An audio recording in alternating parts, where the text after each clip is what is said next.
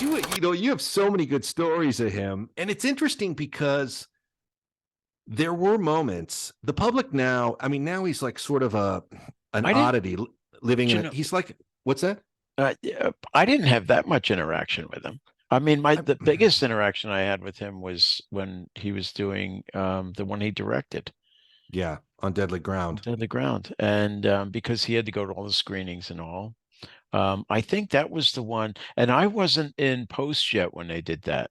Yeah. I was still in budgeting and estimating, and I remember I went to the screening. They had it in Sherman Oaks. Those I don't know what theater chain it was, but they were off of Moore Park. There were 2 theaters north of Norm Park and one that was just south right of on Van Park. Nuys, right on Van Nuys. Yeah, and we had the screening in there, and I'm watching this movie. I hadn't read the script. I hadn't seen any of the dailies. I got invited to it, so I wanted to go. And Michael Caine was in it. See, they were always good about getting really good villains from good actors to play villains and stuff. Like when Brian Cox did Glimmerman, and they got Michael Caine to do the villain in this. They got Joan Chen to be the leading lady in it. They surrounded him with good people on that. And but I remember going to the screening, and they've already gone through all the stuff where he gets captured and beaten up or something like. Somehow he's incapacitated, and he has to go through that man called horse ritual, not with the.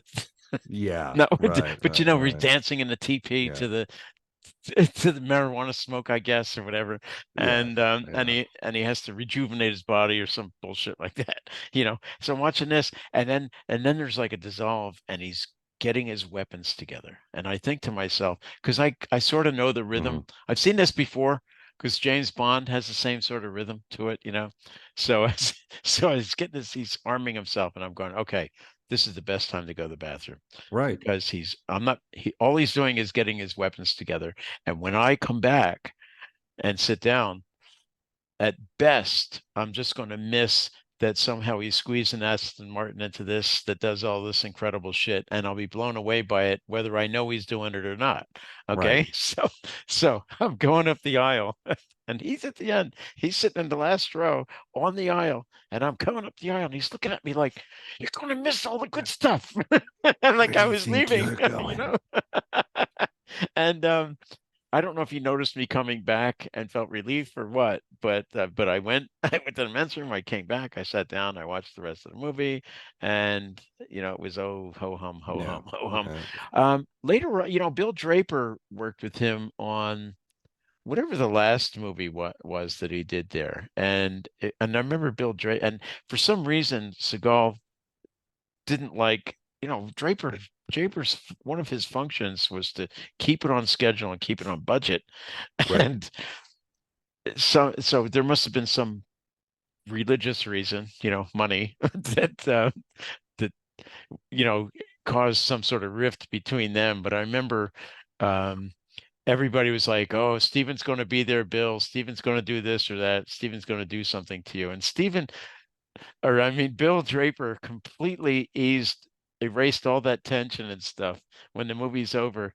And Bill says to Steven, "Show me that trick with the thumb again." I guess somewhere in the movie, Steven had grabbed somebody's thumb or something like that. Yeah.